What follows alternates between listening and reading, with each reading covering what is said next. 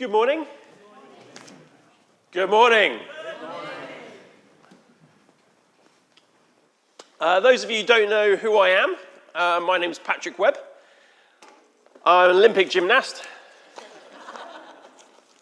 Could be. Never been to the Olympic Games, and my centre of gravity is a little bit off for me to be a gymnast. But apart from that, I could be. Don't know if I'm not, but there we are. My credentials are that I'm a youth worker. And if you don't know what a youth worker does, talk to these people down here. Actually, don't talk to them. They're not a really good advertisement. Love you guys. I have already told them that it's forbidden in church to heckle. So I've taught them well. There's some great points that Paul is making.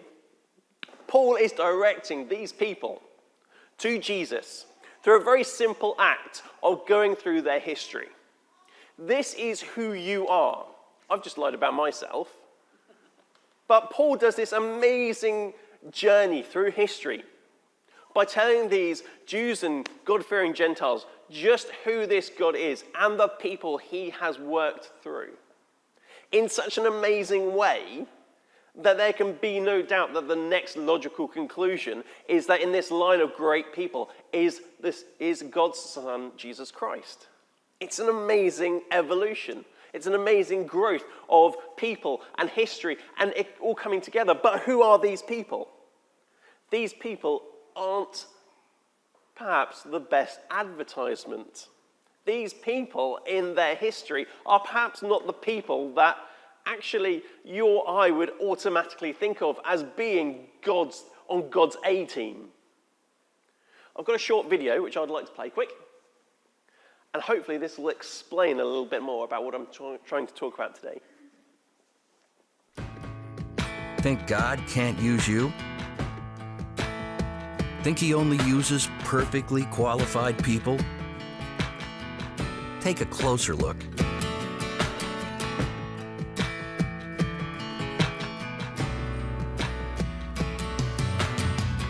Moses was not a great speaker.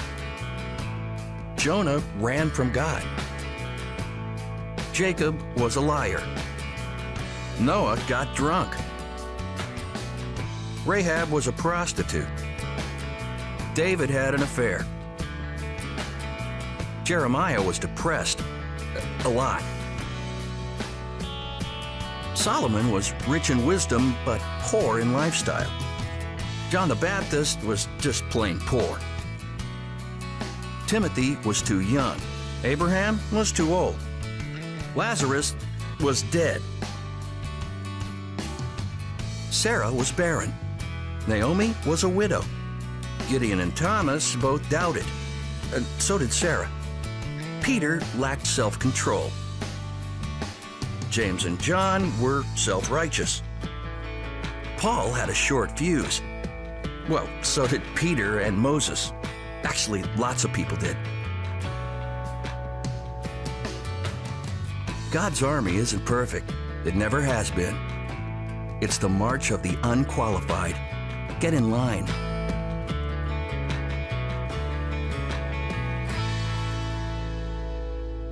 Fab, thank you. The march of the unqualified. Saying in that short video takes us through this history that Paul is giving. All these people who have helped to take part in God's cause, taking forwards a message, leading forwards God's great ideas, God's great plan for our rescue. But some of them weren't perfect. Some of them were less than perfect. And yet God still uses them. Now, my young people will be able to tell you, I have failed in certain parts. At times, I have been less than perfect. And the first thing that I need to do is apologize to this church for my latest failure.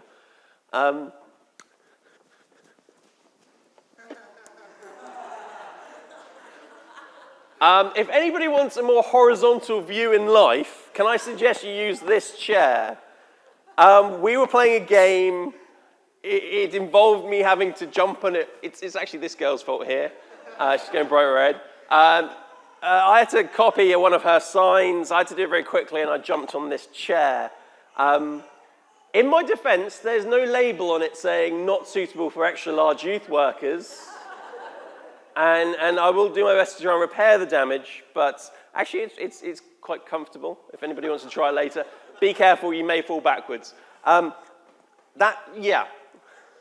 going to leave that there as a reminder to me that I may fail at times. So I apologize for that. But you know what? Failure comes in all shapes and sizes. Failure can happen at the most inopportune time. Failure happens to all of us. Especially when you're on cloud nine, you're thinking, this is great, everything's going perfectly, and then something will come out of the blue. It will usually be a quiet Wednesday afternoon, nothing's happening, and bam! You've got a problem. Something strikes. For me, I've got a short story. A friend of mine, before I met Verity, so this is a long time ago, before I met Verity, a friend of mine, we worked out that it was cheaper to book a discount flight and fly from Bournemouth to Edinburgh, go on the free airport buses into the heart of Edinburgh, do our Christmas shopping in Edinburgh, and then fly back the very same evening, than it would be to get a return bus ticket to Bournemouth and back from Southampton. In our minds, this was a winner. This was genius. This was the best thing we could have done. You know, fly off in the morning, head to Edinburgh, do a bit of Christmas shopping, have a nice time, see all the Christmas sights, see Edinburgh, come back home. Perfect. Managed to do a great deal of my Christmas shopping. Got Mum some lovely tartan slippers. My brother a little I Love Edinburgh t-shirt. I don't know. Dad a little jar of Scotch whiskey mustard. Brilliant, lovely, fantastic. So we headed back to the airport to catch our plane, and we were all ready to come home, and I got stopped by security. My bag got taken to one side, and I was asked, did you pack this bag yourself? Yes. So you've been on my back all day. Don't know who else could have packed it. They open it up, and out comes the jar of mustard. Now, you can sometimes try and wiggle around failure, because they said, I'm sorry, sir, this happens to be a liquid. I'm going to have to take it away from you. And there are times when you think, au contraire. Au contraire, I can wiggle my way around this. This isn't a problem. For I stated in no uncertain terms that, sir, is a condiment, not a liquid. Didn't work.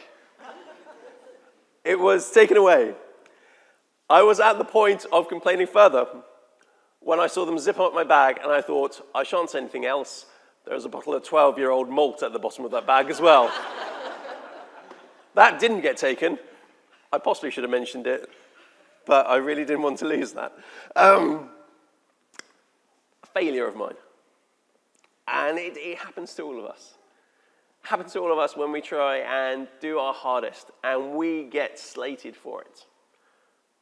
But you know what? That's the difference between being a spectator and being a participator.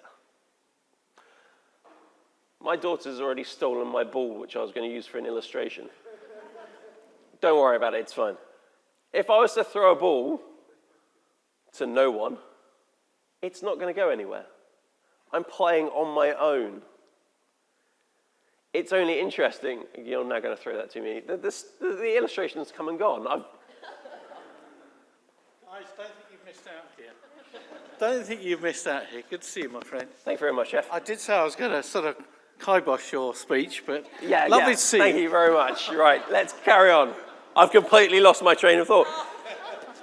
If I kick this around on my own, if I throw it around on my own, I'm not really doing much. I need other people around. I need people to take part with. I can't do it on my own.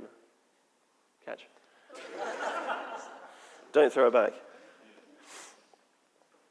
Being a participator can be so much more. But be warned, when we do fail, we do open ourselves up to so much criticism.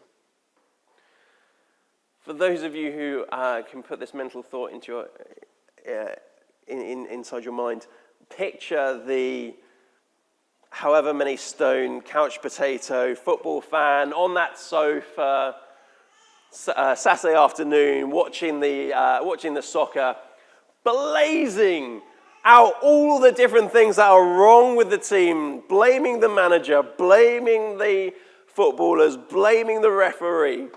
He's not exactly the best advertising for a fit, competitive athlete. Again, difference between spectator and a participant. It's all good and well. He can complain until the cows come home. It's not going to make the blindest bit of difference. He's not taking part. He's just spectating. Paul's message is so clear, so wonderful, so brilliant, because his history of the participators shows just how great our God is. We have, over the last month, and especially yesterday with all the notes up on the board, all the notes about what we want our church to be, how we want to grow, how we want to feed into our community. We are saying clearly, in no uncertain terms, St. Luke's wants to be a participator in this community. We do not want to just spectate and sit back and say, you're doing that wrong.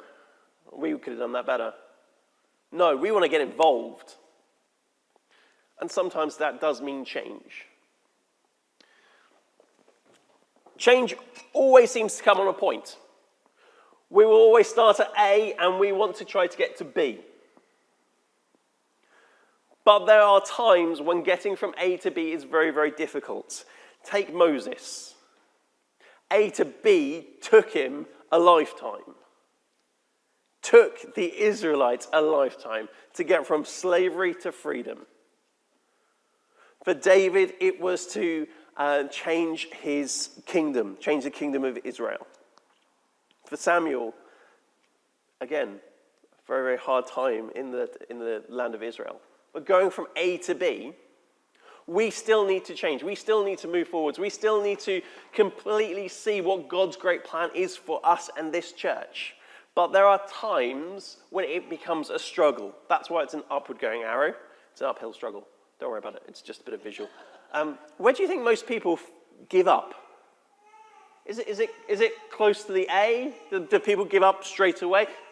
Is it close to the B when sometimes it just feels like it's just over the rainbow, it's just over that other hill, it's just there, but sometimes it never is.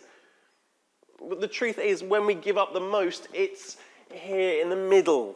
When we've left everything behind, when that's gone, when that's no more, and yet B, our end place, still seems so far away. That is when the struggle becomes hardest. And I'm sure it probably occurred to Moses, to Samuel, to Saul, to David. That moment when they had taken those steps forward in faith, only to have failure and problems and strife to come their way. For Moses, that was definitely true. We know it was true for Moses. We know it was true for Moses because the people of Israel were revolting at a point when they were halfway. They had left slavery and Egypt behind. There was no going back, and yet the future seemed so uncertain. We know that must have been a massive failure for him because it says in the Bible the Israelites were craving cucumbers. I don't like cucumbers. That's how desperate things had got. A little story from my own life. Verity's cousin got married in Guernsey. We went over to Guernsey. The trip on the boat over to Guernsey was not the best. It was very rocky. It was not nice. But we'd got to the point where once you get on board the boat, that's it. You are there. You're stuck there until you dock, or until rescue planes come. But that's a whole different problem. That didn't happen. We got to a point where Verity turned to me and she said, I'm not coping. You're gonna have to take Melody. Melody was crying her little heart out. So I took Melody away to give Verity some peace and quiet. We went up to the children's area on board the boat. They were cleaning the floor. It had been closed off. They said, sorry, there's just been too many kids being sick. I'm so sorry. It was at that point my daughter then decided to vomit all over their nice clean floor. I looked down. I apologized profusely. They carried on, just told me to get out. I went out on the rail of the boat with the winds and the rain going, and Melody just fell asleep. She had just had too much. Now, in that situation, the only thing I could do was just hold on to her. In this horrible pitching sea, with the wind and the rain and everything, the only thing that I could do, the only response to my daughter, was to hold on and just tell her it's okay. We're gonna get through. We're gonna be on the other side. It'll be fine. It'll be fine. And just holding her and just letting her know it's okay. In all these people's lives, when the storms of life hit, when there's trouble, when there's issues going on, they've had to hold on to something, and that thing they hold on to, it's God's promise. It's God's promise the whole way. Being a participator means putting your heart on the line. Being a participator means opening yourself up for criticism. But the fact of the matter is, do you want to participate or spectate? There are several different types of spectators. There are those people who don't want change. You know who they are. They like everything to stay the same way because it's a place of refuge. It becomes times and places when they feel comfortable, when they feel happy, when they feel safe. And that's nothing to knock. In fact, we want to make sure that this church is a safe place that will remain a safe and welcoming place for time forever. That's what we want this place to be. There are other spectators out there that want to criticize others because it makes them feel better about themselves. It's an opportunity to point fault at other people because things are going badly for themselves. It's a chance to say, at least I'm not that bad.